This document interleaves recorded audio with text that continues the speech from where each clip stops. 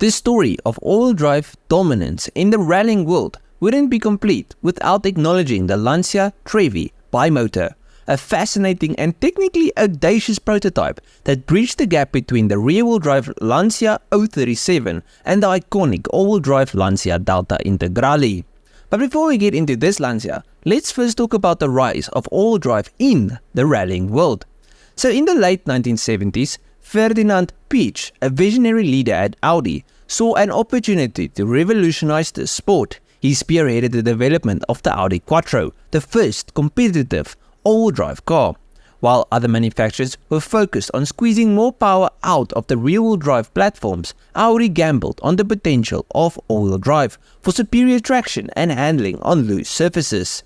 And this gamble paid off handsomely. Despite initial skepticism, the Quattro's dominance became undeniable by the early 1980s. Lancia still clinging to the purism of the rear-wheel drive layout with the Lancia 037 realized they needed to adapt. The 037, though a technological marvel in its own right, was the swan song for rear-wheel drive in the face of a rapidly evolving rally landscape. By the way, I made an in-depth video on the 037. It's a really cool video in my opinion, and it's an awesome car. So if you love Group B rally, go and watch that video after this one, but let's continue.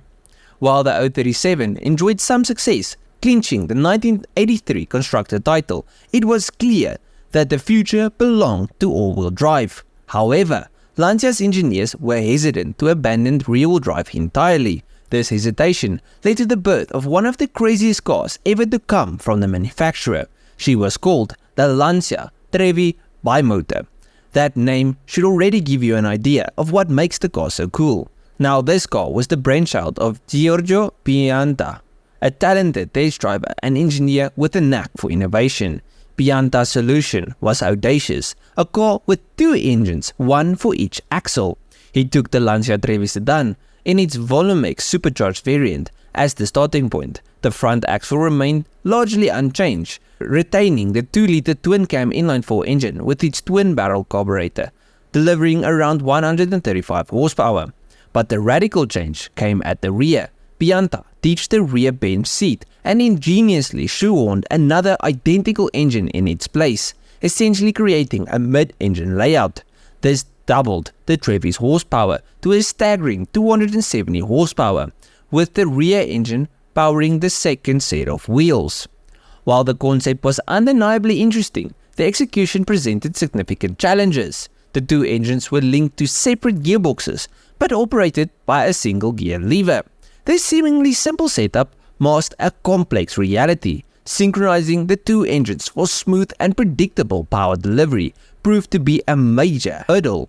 Furthermore, the Trevi Bimotore wasn't ideal for rallying due to its weight distribution, unlike the latter Delta S4, which used a vicious coupling to distribute torque unevenly between axles. Compensating for the rearward weight bias, the Trevi Bimotore had a 50-50 torque split, and this weight distribution and torque split led to excessive oversteer, a handling characteristic that is undesirable in the dangerous sport of rallying. But Pianta wasn't so easily beaten and devised an ingenious system to address this. His plan was delaying the power delivery of the rear engine slightly compared to the front, trying to compensate for the car's oversteer. However, this solution seemed like an elegant band-aid on a larger problem. Ultimately, the Lancia Trevi Bimotore never saw the light of competition. The complexity, coupled with the impracticality of using a sedan platform for rallying, led Fiat management to scrap the project. Lancia opted for a more conventional all-wheel drive approach with the Delta S4, which featured a single turbocharged engine and a vicious coupling for torque distribution.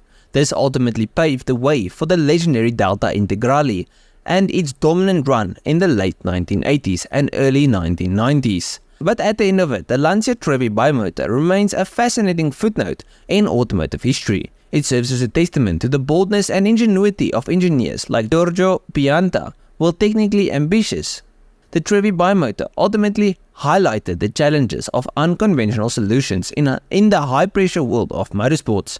Today, it resides in the FCA Heritage Collection, a reminder of a daring attempt to bridge the technological gap between eras. But at the end of the video, please let me know what you thought of the video and what you think of this really special car. I love it. I love all these super weird cars where they try something completely new. They don't know if it's gonna work, but they still try and build something. And the best cars, in my opinion, come from stories like this. But let me know what you thought. If you guys enjoyed this video, please have a like and subscribe to the channel. And if you did like it, you'll most probably like most of my other stuff.